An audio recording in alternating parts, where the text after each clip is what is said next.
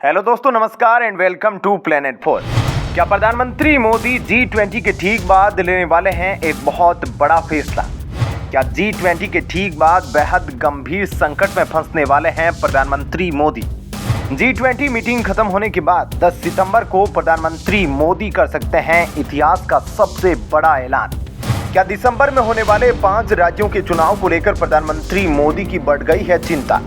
क्या बीजेपी बना पाएगी मिजोरम, तेलंगाना, छत्तीसगढ़, मध्य प्रदेश और राजस्थान में अपनी सरकार?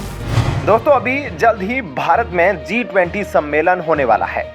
इस समय प्रधानमंत्री मोदी का सारा फोकस अभी G20 मीटिंग पर है। लेकिन जैसे ही G20 की यह मीटिंग खत्म होगी, उसके बाद प्रधानमंत्री मोदी जी के सामने बहुत बड़ी समस्या आने वाली है। और वह समस्या कुछ और नहीं बल्कि आने वाले आगामी चुनाव है।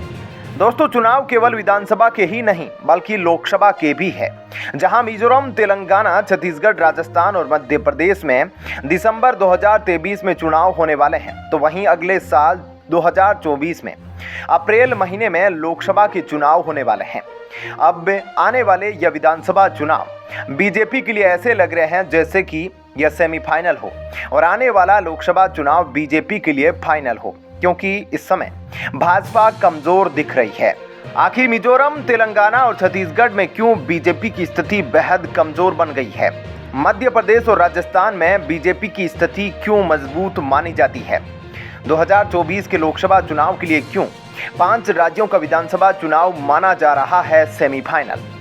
क्या अगर सेमीफाइनल में बीजेपी अच्छा परफॉर्म नहीं कर पाती तो लोकसभा के फाइनल चुनाव में इसका बुरा असर पड़ेगा? तो दोस्तों, पहले बात करते हैं सेमीफाइनल की, यानी कि दिसंबर 2023 में विधानसभा में होने वाले चुनाव में यहां पर 5 राज्य मिजोरम, तेलंगाना, छत्तीसगढ़, मध्य प्रदेश और राजस्थान में चुनाव होने वाले हैं। अब बात करें मिजोरम की, तो मिजोरम में तो यह लगा लीजिए कि बीजेपी का जीतना नामुमकिन है, क्योंकि जिस तरह से मिजोरम में इस बार हिंसक घटनाएं देखने को मिली है, उसको लेकर लगता नहीं कि बीजेपी जीत भी पाएगी।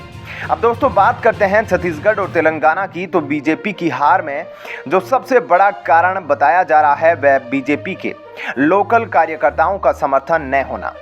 यही नहीं, छत्तीसगढ़ में भी एक भी ऐसा चेहरा नहीं है जो वह अपने मुख्यमंत्री पद पर दिखा सके।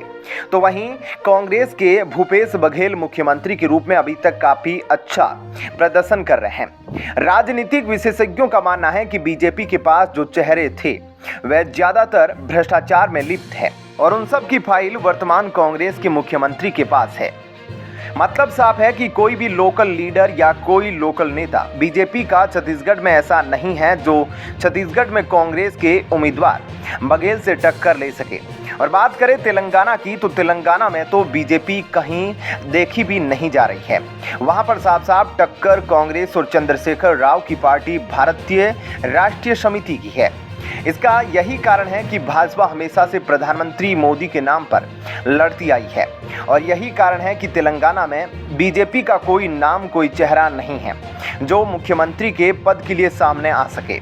दोस्तों, अब यह डर साफ साफ प्रधानमंत्री मोदी को भीड़ लगने लगा है, ऐसा राजनीतिक विशेषज्ञ कहते हैं। और यही कारण है कि 10 सितंबर के बाद प्रधानमंत्री मोदी कुछ बड़ा फैसला लेने वाले हैं और वो फैसला कुछ और नहीं बल्कि विधानसभा और लोकसभा के चुनावों का एक साथ करने का हो सकता है। लेकिन इसके साथ कुछ सवाल है। क्या लोकसभा और विधानसभा दोनों ही चुनावों को दिसंबर में करने में बीजेपी को फायदा है? आखिर ममता बनर्जी ने क्यों कहा कि बीजेपी लोकसभा चुनाव अप्रैल मई के बदले दिसंबर में ही करना चाहती है? क्या दिसंबर में चुनाव प्रचार के लिए सारे चॉपर और हेलीकॉप्टर की बुकिंग बीजेपी ने करा ली है? ममता बनर्जी का खुलासा क्या इशारा कर रहा है? आखिर क्यों शरद पवार, नीतीश कुमार और एमके स्टालिन को लगता है कि प्रधानमंत्री मोदी 2024 के बदले दिसंबर में ही लोकसभा चुनाव करा सकते हैं? कर्नाटक और हिमाचल में प्रधानमंत्री मोदी का चेहरा बीजेपी के फेवर में काम क्यों नहीं कर पाया? आखिर विशेषज्ञ क्या सोचते हैं? अब दोस्तों, हाल ही में यह हुआ कि ममता बनर्जी समेत शरद पवार, नीतीश कुमार, एमके स्टालिन जैसे कुछ बड़े नेताओं ने अपना बयान देकर सबको चौंका दिया कि भाजपा 2024 के लोकसभा चुनाव विधानसभा चुनाव के साथ करना चाहती है। और इसके पीछे इन सभी नेताओं ने यह कारण बताया कि बीजेपी इंडिया गठबंधन से डर गई है और ममता बनर्जी को यह शक इसलिए हुआ क्योंकि भाजपा ने इस चक्कर में दिसंबर के लिए जितने भी हेलीकॉप्टर और चॉपर रैलियों के लिए चाहिए उन सब की फुल बुकिंग पहले ही करवा दी। अब राजनीतिक विशेषज्ञ कहते हैं कि वर्तमान में भाजपा को और विशेषकर प्रधानमंत्री मोदी जी को याद है कि उन्होंने हिमाचल और कर्नाटक तथा दिल्ली नगर निगम चुनाव में अपने आप को पार्टी का चेहरा बनाया, जो कि बुरी तरह से फेल हुए और भाजपा तीनों जगह हारी। बात करें अगर राजस्थान और मध्य प्रदेश की, जहां पर बीजेपी को मजबूत पाना चाहता है, तो पिछली बार का मध्य प्रदेश चुनाव हमें याद है, जहां पर पहले कांग्रेस ने सरकार बनाई थी क्योंकि सीटों में बहुत ही कम अंतर था, लेकिन बाद में जोड़ तोड़कर शिवराज सिंह ने भाजपा की सरकार स्थापित करी। लेकिन यहां भी वही समस्या है, बीजेपी के लोकल नेता नाराज है क्योंकि भाजपा बाहर से नेताओं को लाकर उनको ऊंचे पद पर भेज रही है। और राजस्थान में तो वसुंधरा राजे के अलावा बीजेपी के पास कोई चेहरा ही नहीं है। वसुंधरा राजे का नाम राजस्थान के मुख्यमंत्री के रूप में बीजेपी ने अभी तक घोषित ही नहीं करा है। और दोस्तों यही कारण है कि कुछ राजनीतिक विशेषज्ञ मान रहे हैं कि इस समय प्रधानमंत्री मोदी और अमित शाह में कुछ मतभेद चल रहे हैं। क्या अगर मोदी और चाणक्य अमित शाह में मतभेद होता है तो बीजेपी के लिए काफी मुश्किल हो जाएगा। आखिर क्यों अमित शाह लोकसभा चुनाव समय से पहले करना नहीं चाह रहे? आखिर विशेषज्ञों का इस मामले में क्या राय है? दोस्तों राजनीतिक विशेषज्ञों का मानना है कि प्रधानमंत्री मोदी दिल्ली नगर निगम, हिमाचल प्रदेश और कर्नाटक में हार के बाद 5 राज्यों में और हार न हो, इसलिए लोकसभा के चुनाव दिसंबर 2023 के विधानसभा के साथ करना चाहते हैं, क्योंकि लोकसभा के चुनाव में उनसे बड़ा नेता कोई नहीं है और प्रधानमंत्री उम्मीदवार पद के लिए तो है ही नहीं, और यहाँ विपक्ष भी कमजोर दिखाई देता है। तो वहीं राजनीतिक विशेषज्ञों के मुताबिक अमित शाह का मानना है कि अभी लोकसभा चुनाव उसी समय पर कराया जाए जिस समय पर होते हैं।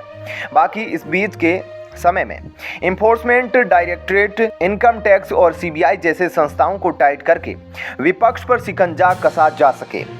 और दोस्तों अपने आप इसी डर के कारण बीजेपी आम जनता को खुश करने में लगी है। और अचानक जो हाल ही में केंद्र सरकार ने गैस के दामों में कमी करी है, यह एक स्ट्रेटजी है। इतना ही नहीं, राजनीतिक विशेषज्ञों का मानना है कि भाजपा G20 की सफलता और चंद्रयान मिशन की सफलता को भी चुनाव में इस्तेमाल कर सकती है।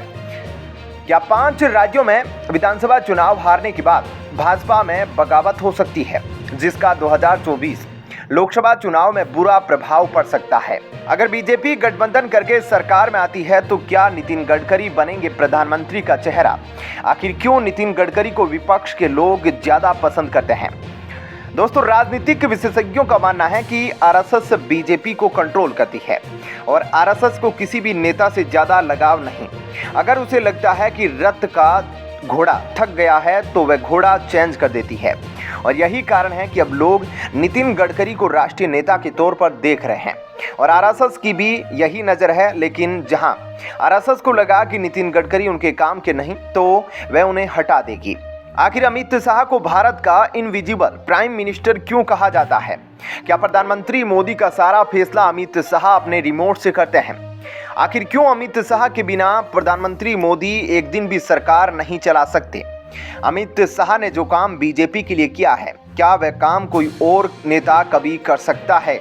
लेकिन दोस्तों सच यह है कि इस समय भाजपा पर दबाव है और भाजपा के चाणक्य अमित शाह इस समय दोनों चुनाव को लेकर काफी सीरियस है। और यही कारण है कि उनको इनविजिबल प्राइम मिनिस्टर कहा जाता है, क्योंकि पीएम मोदी भी उनके बिना नहीं चल सकते, क्योंकि सरकार बनाने में और बहुमत इकट्ठा करने में उनको महारत हासिल है। और शायद ऐसा लगता है जो काम अमित शाह इस समय भाजपा के लिए कर रहे हैं, ऐसा काम कोई नेता कभी बीजेपी के लिए कर पाएगा। तो दोस्तों आपकी इस पर क्या राय है, हमें कमेंट बॉक्स में बताएं। जय हिंद, जय भारत।